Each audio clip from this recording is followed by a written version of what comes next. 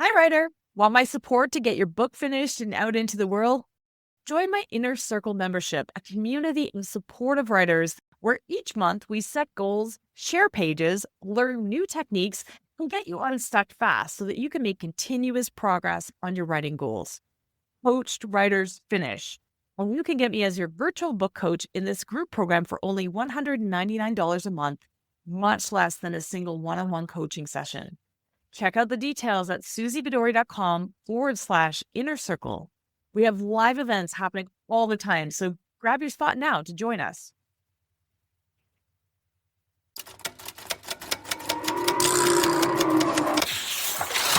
Welcome to the Show Don't Tell Writing Podcast with me, Susie Vidori, where I peel back the layers of how to wow your readers with your fiction, your nonfiction.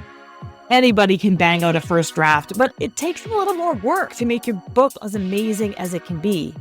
Join me as I share the step-by-step writing techniques you could apply to your writing right away, as I host successful writers who share a behind-the-scenes look at their own writing lives, and as I live coach writers on their pages, giving practical writing examples that will make your own writing stronger.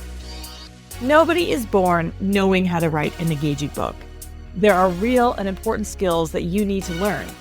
On this show, I cut through the noise and get you all the info you need. I can't wait to see how this information is going to transform your writing. Today, we're in for a treat. Welcome back to the show, my good friend and colleague, Julie Artz. In fact, Julie and I have worked together for many years. We are both Author Accelerator certified coaches. But what's funny is this year in particular, I have met many writers who have gone to some of Julie's events and not known that we work closely together and said, oh my gosh, do you know Susie? Or asked me, do you know Julie? You're like the same person. So I love having her on the show because we can actually talk a lot about, we have a lot of the same language and a lot of the same energy for writing. And you are going to learn so much from her today. Julie Artz is an Author Accelerator certified founding book coach and a sought-after speaker and writing instructor. She's a former Pitch Wars and Teen Pit mentor. She's a former SCBWI regional advisor, and she keeps her industry knowledge sharp through her blogging, teaching, and volunteer work for WFWA, the EFA, AWP, and the Authors Guild, and lots of other letters out there. She is just an absolute walking encyclopedia of writers' organizations. A consummate social justice-minded story geek, Julie lives by an enchanted river in Fort Collins, Colorado, with her husband, two naughty furry familiars, and two college-age children who occasionally manifest. Welcome to the show, Julie Artz. We're going to talk today about good telling and bad showing. Yeah, absolutely. Good. You know, you are actually the very first guest. This podcast has been running over 80 episodes now. You're the first guest that I've had on twice. You are welcome any time of the day to geek out about writing with me. I did not realize that, Susie. That's awesome. Yeah, it's great. And when we talked about this, that, you know, this was your idea, the good telling and bad showing. This is the Show Don't Tell podcast. And we talk a lot about it. If listeners are interested in, you know, how to show instead of telling, then episodes 45, 46, 47, go listen to them so that you get the basics. And Julie's episode was actually number 43. We talked about the value of critique partners last year. And it's an awesome episode. So if you were thinking about going with a critique partner, go listen to that. And Julie will teach you the good, the bad, and the ugly of that. But today, we are going to flip the table a little bit and talk about when it's, you know, when we want to have some good telling and when showing can be terrible. And we're going to talk about that in a second. But Julie, just because I talk all the time on this podcast about Show Don't Tell, as you know, it's my favorite topic. Each of us that teaches writing kind of has a different take on it. And I think this is why it's one of the most difficult concepts to get, because there's so many layers. So I'm just going to lob it out there and ask you, Julie, to say, what is the concept of show don't tell in your own words? And how do you think about show don't tell?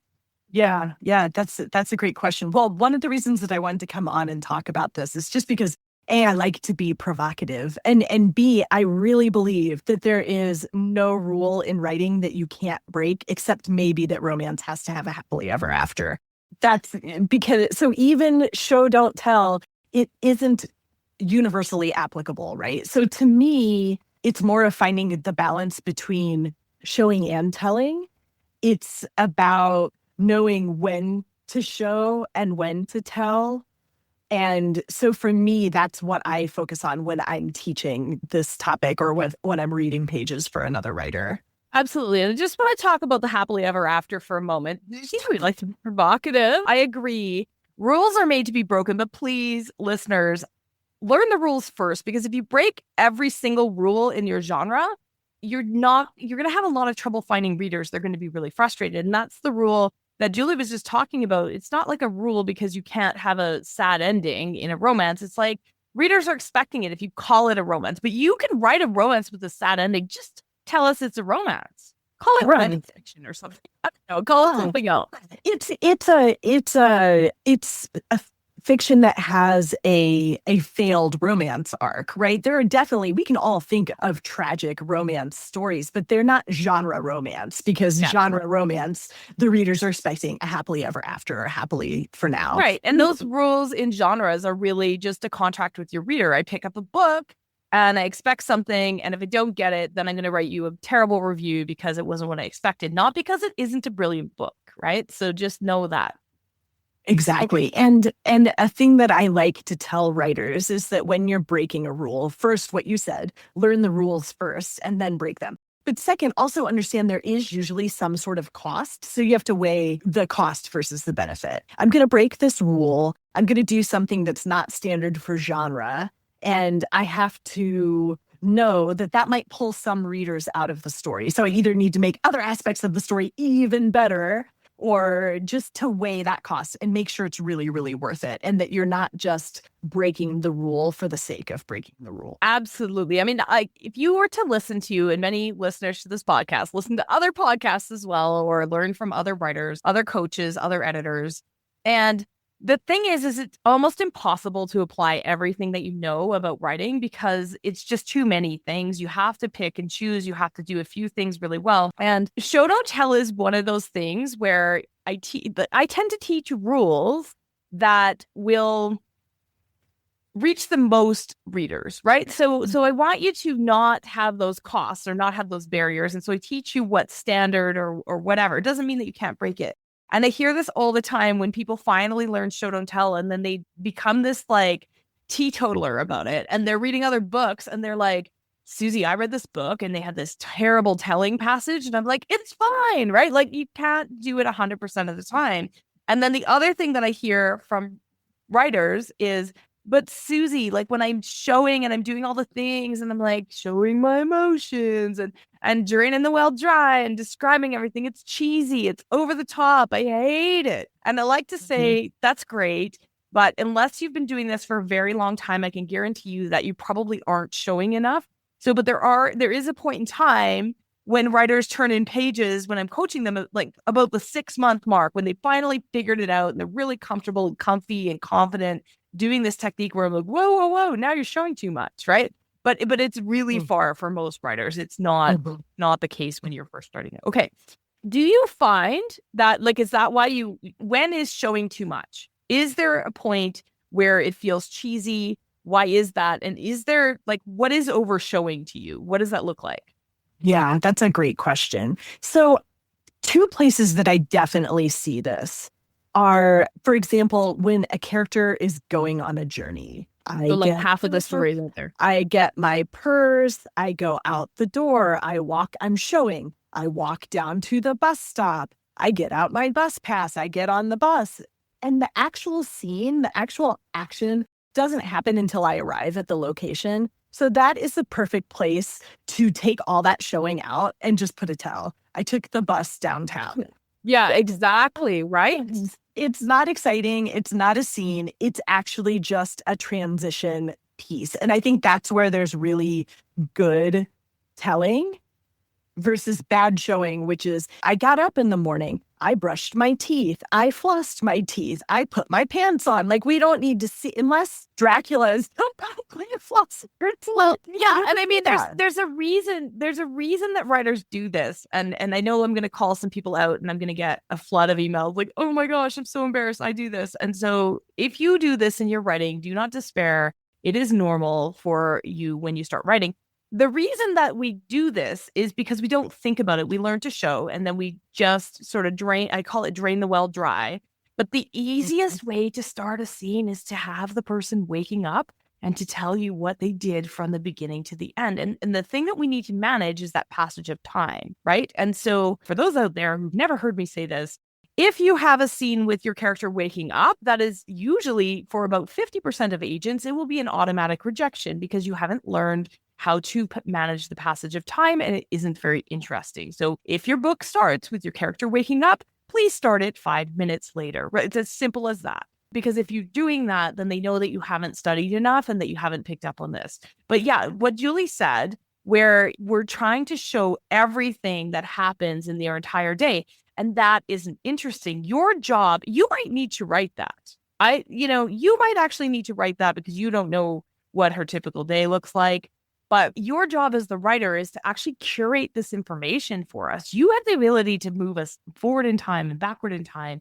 Jump to the moon if you want to in your story. Use that power wisely, because if you're making us go on the bus, and I see that a lot, like sometimes writers will tell me when I say that about a scene and they'll tell me, oh my gosh, Susie, the point was to show that she was really bored all morning. And I'm like, it worked. She was bored, but actually the reader was also bored. And so you can do that with a couple of quick sentences telling us. You can show boredom pretty quickly, but then don't leave your reader in that state too long because it's boring. And the same can be said actually for scene or chapter endings. If you started a scene when the character woke up and you go through their entire day and then end when they go to sleep, again, just think about cutting the last couple of paragraphs. You A, have a tighter chapter, and B, you're not giving the reader the opportunity to say, oh, the character went to sleep, so I'm going to put my book down and go to sleep too. You're going to leave them on something that's going to propel them to go to the next page. So we assume your characters go to the bathroom, that they brush their teeth, that they eat meals, and that they sleep at night. We will assume that as readers. We're pretty smart. We are also humans. We know how it works. If there's something weird or quirky about, your particular species of human or other species that you are writing about, where that is interesting, then cool. Show it to us once, but please don't show it to us every day, right? Absolutely. I was just watching over the break the Anne Rice interview with a vampire remake, and we get to see the coffins that they sleep in, but we don't see it in every day that they go through, right? We see just this, oh, these are vampires and they sleep in coffins. And then you see it once, you kind of know how it works, and then you move on. I thought that was a really, really nice example of you show it. The assumption is they sleep in these every night. Now we know that. We don't need to see it every single day. The scenes don't start with them waking up and opening up their coffin lid and jumping out. Yeah, unless it's a shtick. In movies, you can do that where you show something over and over again and the repetitiveness. We don't want that in books.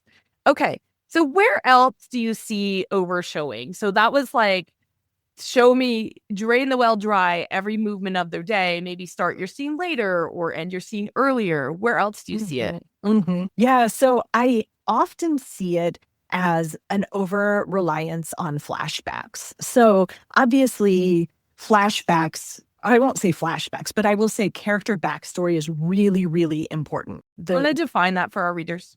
Backstory versus flashback. Yeah, that's a great word for our listeners. So a flashback is where you jump back in time and show us an actual scene from before the story started. Where we're like there in story, we're kind of in the character's body experiencing it. We're in a scene. We're in a fully fleshed out scene that's set back in time. We've pulled the reader fully out of the story present. We've gone back in time to show them something important. And flashbacks can be really, really powerful. So I am not in any way saying never, never, never use a flashback. But here's what I see. Because backstory, which is all the things that happened before the story started, is really important to driving character motivation and why the character does the things in story present that they're doing. There can be a sense that I have to show all those really important moments in a fully fleshed out scene.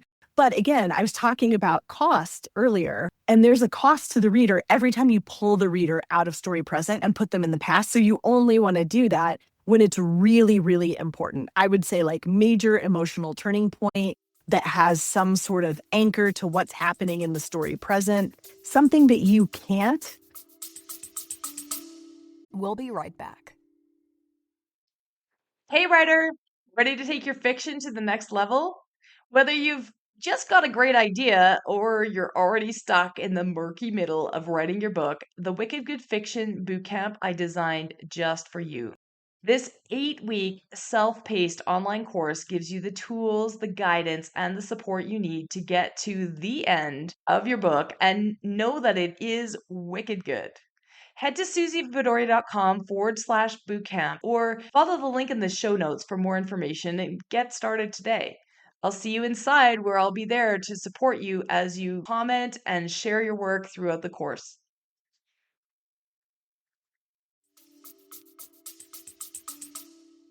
Just get away with doing what I like to call the Lisa Cron style mini flashback, which is like a sentence.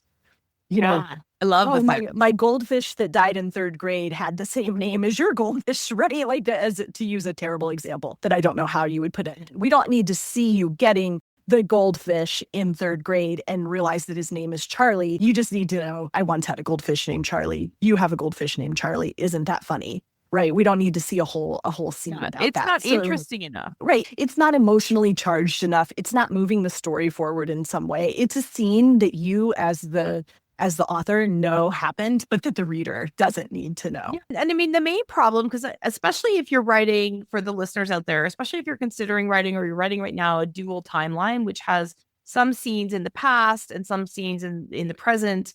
The problem with the scenes in the past, there should always be less, in my opinion. I mean, I'm always willing to break a rule, but the reason is because it's really difficult to create tension in the character's past. We know if you can't put them in mortal danger because we know that they exist still. You can't, you can't marry them off to the wrong person because we know how it turned out. Like, we kind of have an idea that they're a functioning human still. So it's pretty tough to create a lot of tension in the past. So as Julie was saying, the moments that you want to use those flashbacks are to understand their motivation, to understand something that happened in their past that might help the reader predict what they're going to do in the story present. Because story present is where all the tension is, right? So when we create these huge flashback scenes and you show going to buy Charlie the goldfish, right? I have lots of funny stories about goldfish. We had one once, but anyway, I won't repeat them here because they're probably not good. But again, they're not relevant. You don't need to hear about our goldfish. But yeah, so that's a great one. Anything else? Where do we overshow? I've got some too, so let me know. I do think that sometimes writers think that they're showing when they are actually telling. And where I see that really come up a lot for writers is in internals with the interiority from the point of view character. Yeah, like inner thoughts. Yeah. Right. Inner thoughts and dialogue. Because what happens is I mark up some pages and I say, here is a giant block of info dump. Show, don't tell, weave this in. And so then they take it and they make it into a conversation that conveys all the same information. And they're like, look, I showed it because it's dialogue now. Yeah. It is, in fact, still telling that you think is showing because you made it dialogue. Yeah. And I think, for me, dialogue is a great place where bad showing actually lives. It does a bunch of things that we've already discussed. Sometimes it's like filling time. Right? Like, how are you today, Julie? I'm good. How was your day? It was good. And, one of the worst, I say this all the time, but one of the worst bits of advice, quote unquote, air quotes, advice that I hear given to writers is to go sit in a coffee shop and listen to how people talk and then use that to inform your dialogue. Because here's the thing, when we are bantering in a coffee shop, there's a lot of dead space and a lot of sort of meandering stuff. It's really boring to read, right?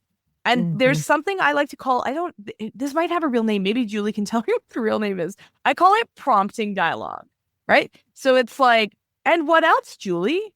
Oh yeah, that's cool. And what does that mean, Julie? Like, where you've got this secondary, like, it's a way to hide all this information where you've got this secondary character, but it's not a real back and forth. It's like fake. Or, pardon, I didn't hear you. What was that? And then they repeat it. And I'm like, what is this character doing? Like, cut all of that, please. It's so boring.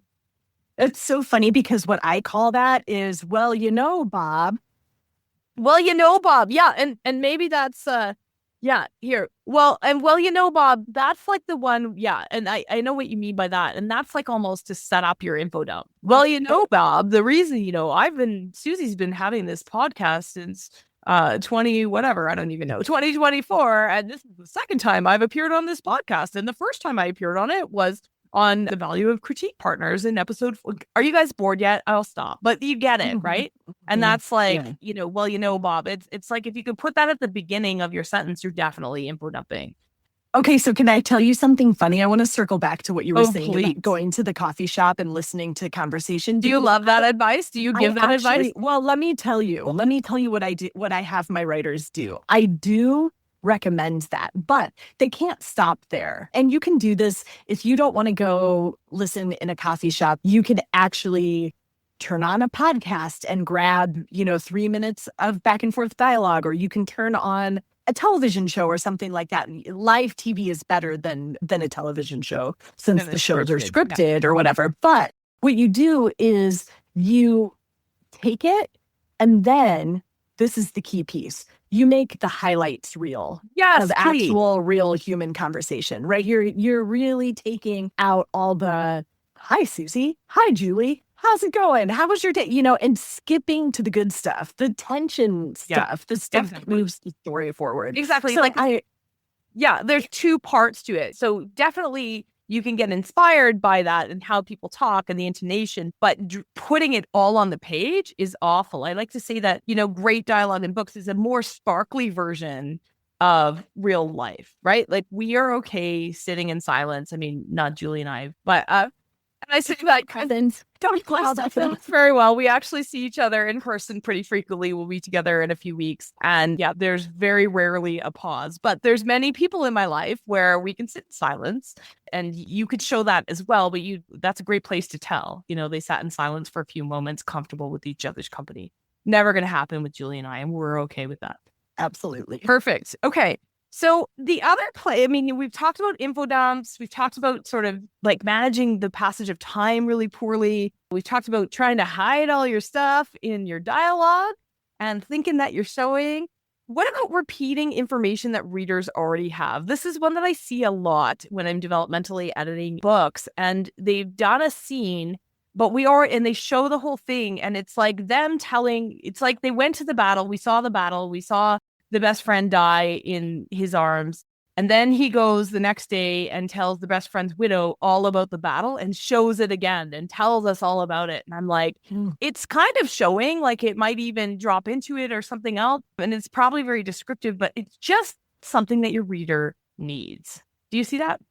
Right. Absolutely. The thing with that is that you have to constantly be thinking about your characters and at the same time about the reader's experience. So there can be a truth there, which is that the widow needs to know what happened to her spouse, and that your main character is the person who can tell about that battle. But it's also true that the reader has already seen the scene. So then you don't want to read a summary of the scene again. So then what you can do is use some good telling, right? That's where you can say, I had to sit there and tell her everything that had happened the day before and watch her cry. And then you go back, you're done with the tell, you go back into the scene, and maybe we see her sobbing on her shoulder and talking about what happened. And you go into a grounded scene from there, with just a little bit of summary telling to avoid repeating the entire scene that the reader has just witnessed. And then what about mechanical action scenes? This one's like hilarious to me when I see, like, because I'm talking specifically about action scenes, like fight scenes, sex scenes, something where we're like, and then I put my right hand on his left shoulder, and then I turned a quarter to the left. And, we end up with all these mechanics, and we're showing. I mean, it's tactically showing. It's pretty bad showing. Do you ever see that one, Julie, or anything like that? I think that there's a spectrum there as well, because sometimes in an action scene, especially an early draft, you will see so little description that it feels like things are impossible. There's a third arm would be required to do the thing. But there is a balance, right? Because if you show this happened, then this happened. I mean, again, we're always thinking about tension and what's propelling the story forward. So we need just enough setting information so that the reader can imagine the fight scene, but not every single thing. He punched me and then my nose tickled and then I fell down and then I stood up again, right? Like, because what we're trying to do is create this propulsive action.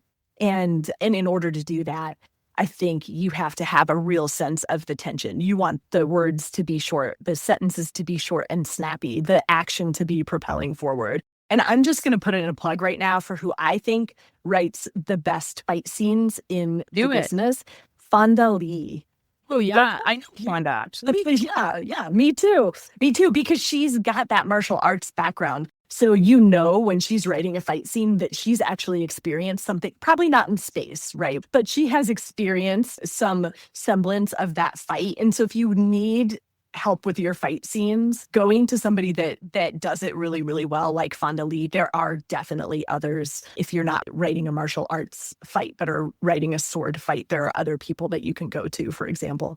Look at the mechanics of it. Look at what they show on the page and what they leave off. I mean, the answer ultimately is leave anything boring off. Yeah, and leave anything boring off. But also, I find especially newer writers tend to pull way back in their point of view when they are in those situations. And they like climb up onto a wall and start looking at it from 100 feet away. And they say, her blah, blah, blah, and my blah, blah, blah. And, especially in a sex scene or in a fight scene, you want to be in the character's body and experiencing it, and it's a way to make it less mechanical and more about what they experience and what they feel in that moment, because that's what you want your readers to do, is to actually experience getting kicked in the head, right? Or whatever the case might be, and what that feels like internally, not from the not external and showing the blood dripping down the forehead if you can't see it yourself. What you do is that searing pain and your thoughts muddled and like something else, right? Like, so stay internal in those moments as well, as it was a way to change that really bad showing into something that's really cool. And I think sometimes, too, a way to get into that character's body, if you do feel like you've zoomed way out and are watching the fight scene from above, is to think about all the senses, right? It's so easy to think cinematically, and I'm just going to think of what the character sees. But what does it feel like to get kicked in the head? If I have a helmet on, what does it sound like to get kicked in the head? What does it smell like to have your bell rung in that way, right? Like to taste blood, to taste pennies, to whatever. And yeah, I mean, feel the blood trickling down your scalp, because you can't see it, but you can feel I'm starting to get a headache, Julie. You're doing such a good job that I'm starting to feel like I just got kicked in the head. That's what it feels like to get an edit from me. I think you're a little bit more tough love than me. I don't know. Sometimes I have clients, writers that I work with long term, that say, yeah, Susie, I get your edits, and then I walk around my house for an hour and swear at you. And then I'm like, take a deep breath. Yep, she's right. And in we go, right? So yeah, it's hard. But okay, kicked in the head. That's real. That's real. Well, that's what you process those feelings. That's why you want to work with a pro, right? Because we've seen it. We're not going to mince words, and we see these patterns over and over and over again, which is why we're talking about them today, so that you won't have these patterns in your books. Okay. So you talked earlier about us, show, don't tell, like focus on the interesting bits, and it's a matter of emphasis. And our mentor, Jenny Nash, CEO of Author Accelerator, likes to talk about it as, like, speaking about cinematically, a zoom lens. So zooming in is showing, right? Like, I'm zooming in and I'm seeing people on a bridge and I'm following them and I can hear what they're saying and they're crossing the bridge. Or I decide it's not important, boring dialogue, do not show me.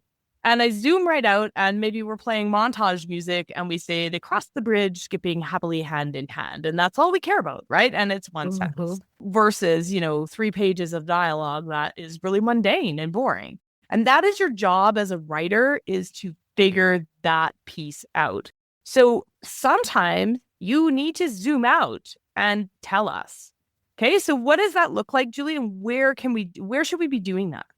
So I'm thinking of an example of a scene that has multiple people, like let's say more than two, three, four, five. You could even in a big battle scene or something else have, 10, 15 people. Probably not going to have that many named characters in the scene, probably more like 3 to 5 people.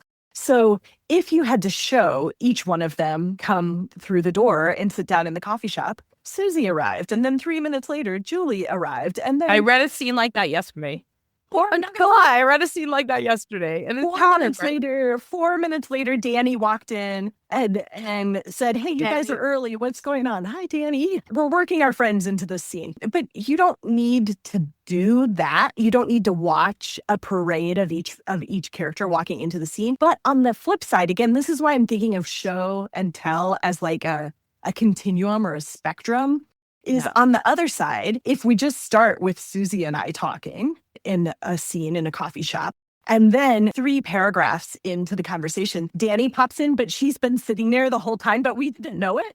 Yeah. That is also not right. So you have to find that balance of, can we tell, 5 of us were going to meet at the coffee shop to talk about our next trip. And then you can just say, everybody was there, but Julie, who was running 5 minutes late. And you can dive into the scene with that little bit of what I call scene grounding, right? Like always thinking about, like, do we know where we are, what time it is, where we are in space and time, who is there? And then you can jump into the scene with those pieces of information right off the top. And you don't have to say, after a good night's sleep and Cheerios for breakfast, Julie got up and realized she needed to go to the coffee shop to meet up with blah. Just like, we're meeting at the coffee shop to talk about the thing, right? Yeah. And then just get on with it. Yeah, I mean, and it's tricky, right? You're right. We don't want to drain the well dry and show everybody in a crowd or everybody in a room. I like to teach that we show a detail or two about somebody, right? Because it's really hard to picture a crowd. A crowd is hard to picture. It's not one of those things that you can visually, and there's so many different things. The crowd gathered to watch the beheading. It's like, okay, maybe we're medieval, maybe we're not, I don't know. But the crowd gathered to watch the beheading and a young mother grabbed her toddler in the front. Like, it gives me something to think about. You can do a time show without showing the whole darn thing. And it's like a cheat. You feel like you've seen something in the crowd, but you haven't really, right? Maybe there's a detail. She's got a dirty apron on, like it was white once, but now it's tracked with mud. Okay, the people, maybe it's wet outside. Maybe it's like Woodstock style mud, and I'm dating myself here. Or maybe it's raining, or maybe we have a crowd that isn't well-to-do versus the men in the front wore blue blazers and were straightening their ties. Like, just give us something to picture. But yeah, please don't describe the whole scene for 3 pages and list a bunch of names. Okay, where else can we tell? Well, let's see. We talked about scene grounding and passage of time. I like to think about telling when there's a big change of location. Because again, we talked about how you don't need to show every bus journey, but you can probably only get away with, unless you're writing a road trip story or a journey story where the journey is part of the plot.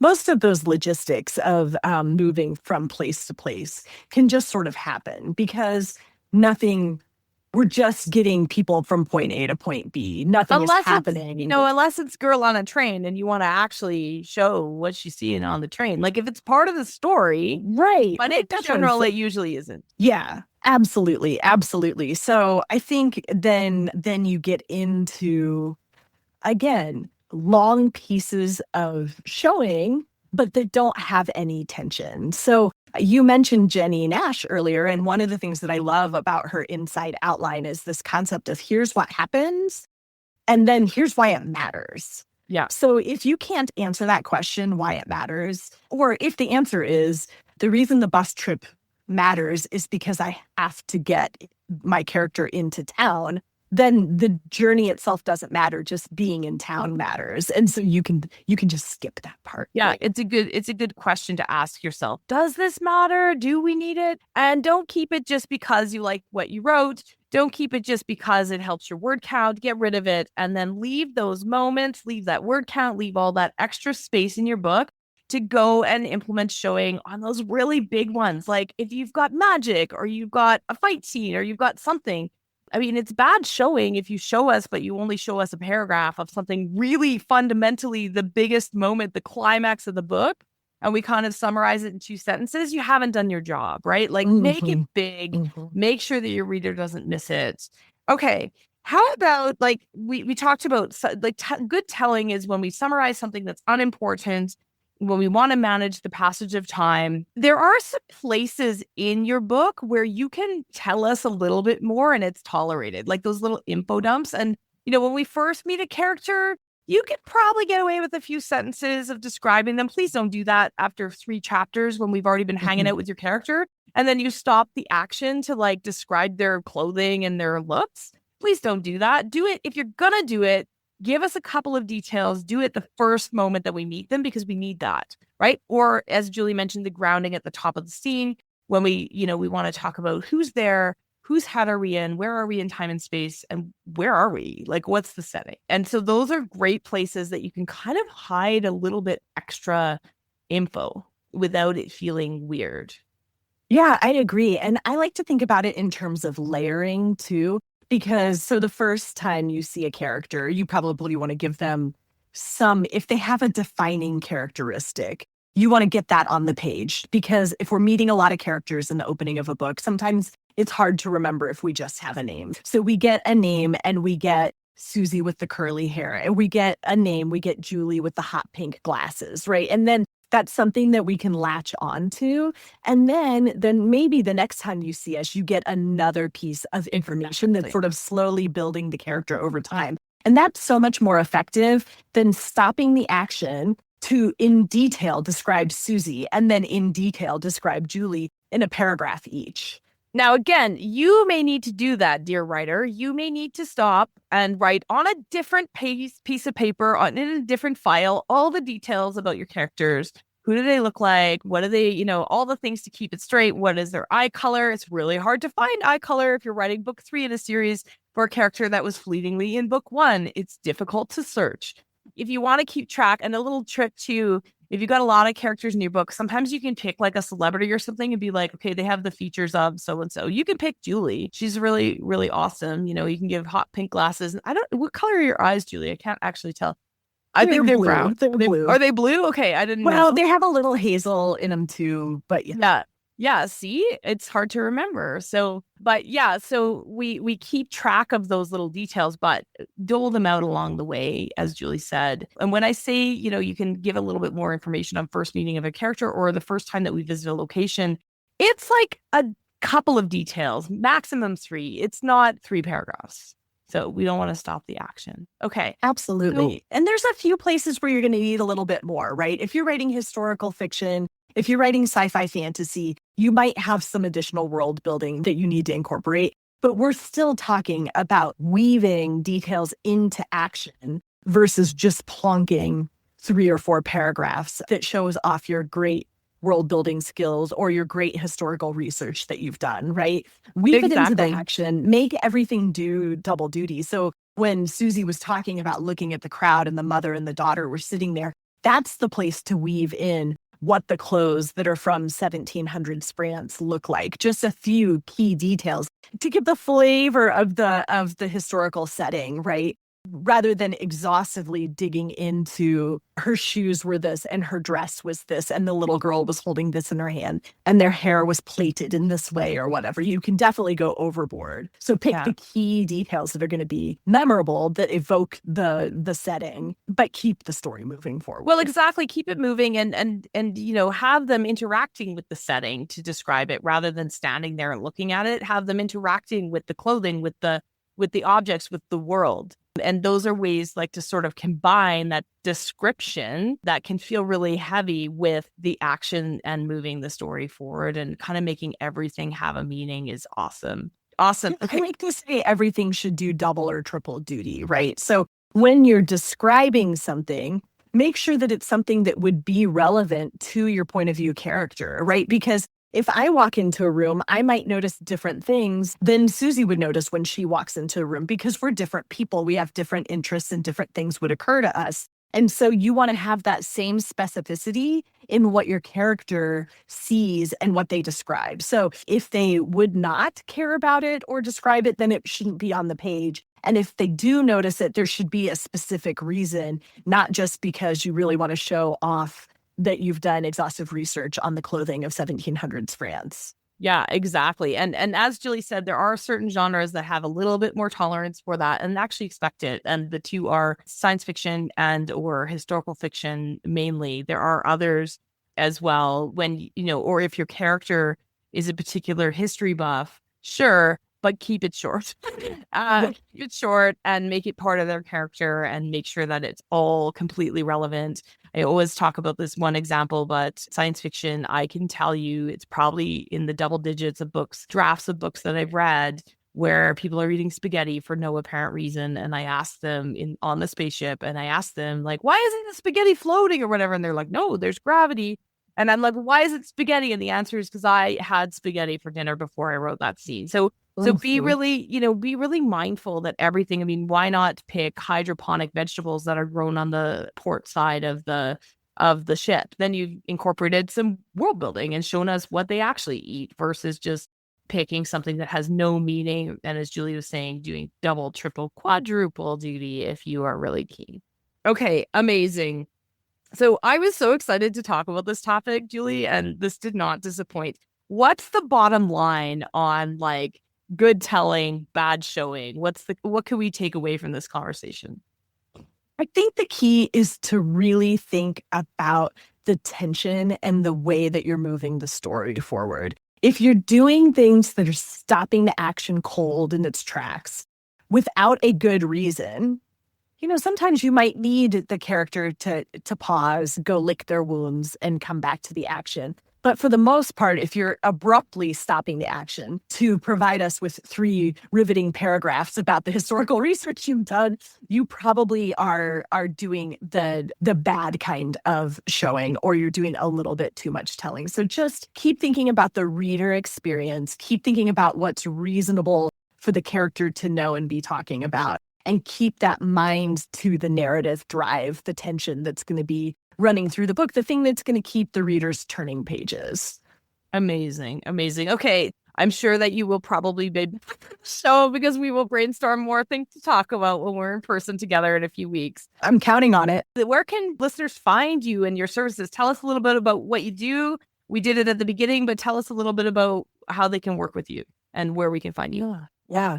My specialty is actually that stage of revision that is going to push you over the edge to break the rejection cycle and get you to the yes, right? You've taken the classes, you've listened to the podcasts, you've gone to the conferences, and you're still not quite getting there. I can help you demystify that process, identify what's going on, and help you fix it. So my superpower is working with writers that are at that stage in the game. And I have both one-on-one and group packages for that. You can find me everywhere. I'm Julie Arts. On my website's juliearts.com. I'm Julie Arts on all of the social medias. I'm really enjoying Substack right now more than I'm enjoying social media. So you will find the freshest information from me on my Substack versus on the metaverse. So I think a lot of our listeners feel the same way, that social media is not where they want to be. And we talk a lot about other alternatives for sure. Okay, so thank you so much for being on the show. Hey, definitely go find Julie. She's got tons of different programs, so always new things coming up. We'll drop some links in the show notes where you can find Julie. And thank you so much for geeking out about good telling and bad showing today. Great. Thanks for having me, Susie.